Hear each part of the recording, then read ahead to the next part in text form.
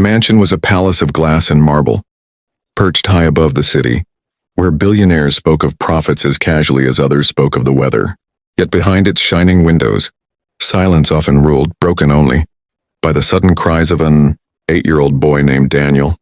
Daniel wasn't like other children.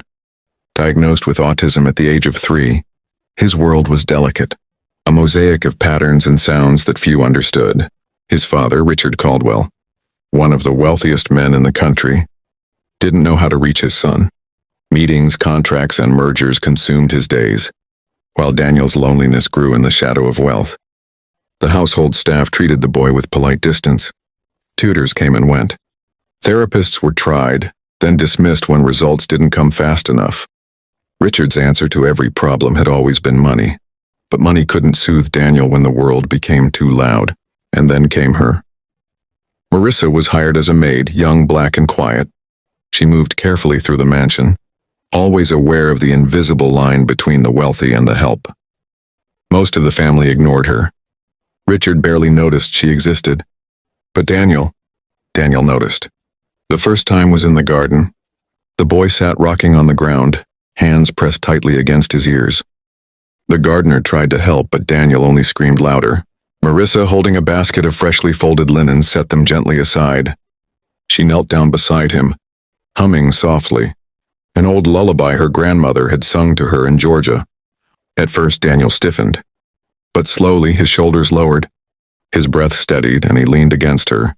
For the first time in weeks, he calmed. Richard saw this from his office window. For a long time, he couldn't move. The sight unsettled him. How could his son, unreachable by specialists and teachers, find comfort in the arms of a maid?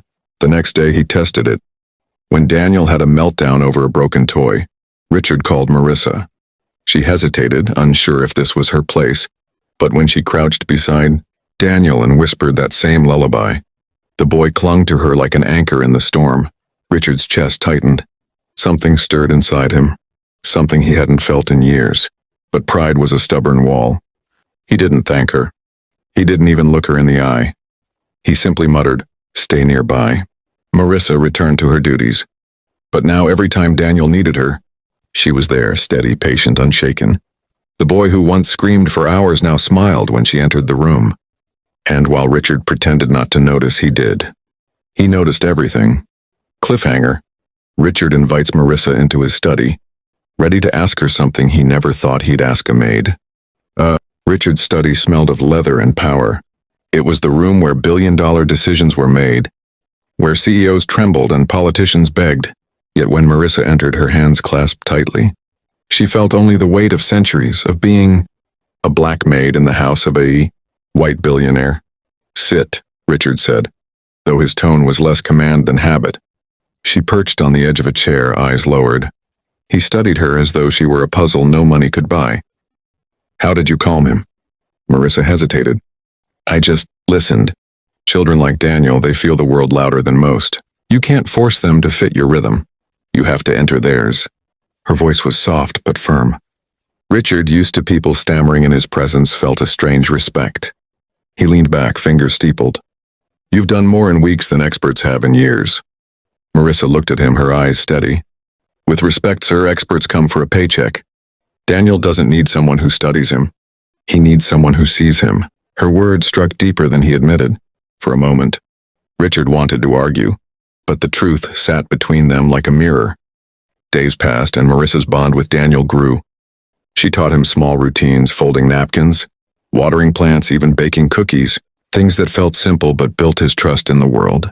Richard found himself watching from doorways, stunned by the laughter that echoed where silence once lived, but not everyone approved. At a gala dinner, Daniel had an episode, overwhelmed by the glittering lights and endless chatter. Guests shifted uncomfortably as the boy cried, rocking under the table. Richard froze. For years, shame had been his reflex. He wanted to carry Daniel away before the whispers grew louder. But Marissa knelt beside the boy, humming that lullaby.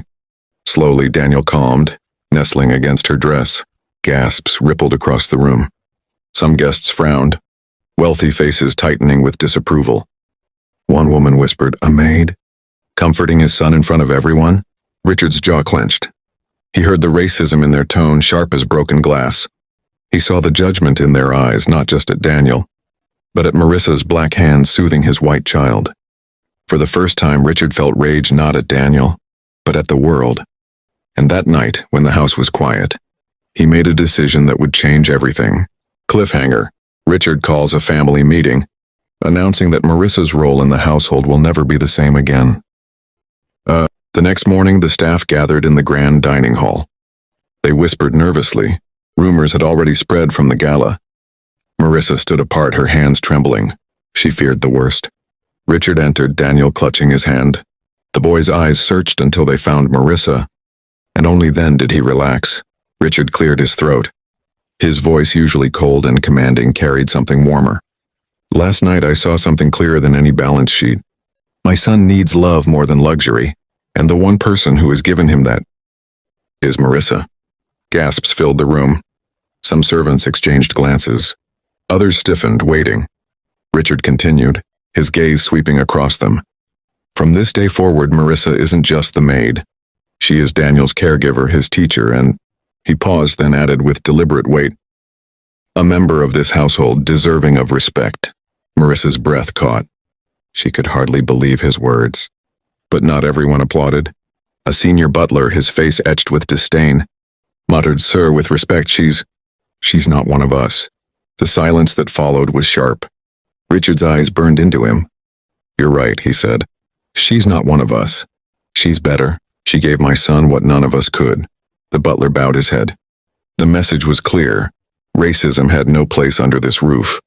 From that day, the mansion changed. Daniel thrived under Marissa's care.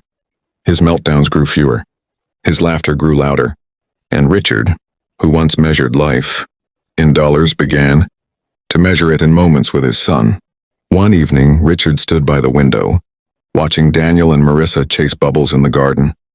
The billionaire's chest ached with something, foreign but welcome. Gratitude, humility, humanity. He walked outside, his shoes sinking into the grass. Daniel ran into Marissa's arms, giggling. Richard met her eyes and for the first time said softly, "Thank you." Marissa smiled faintly.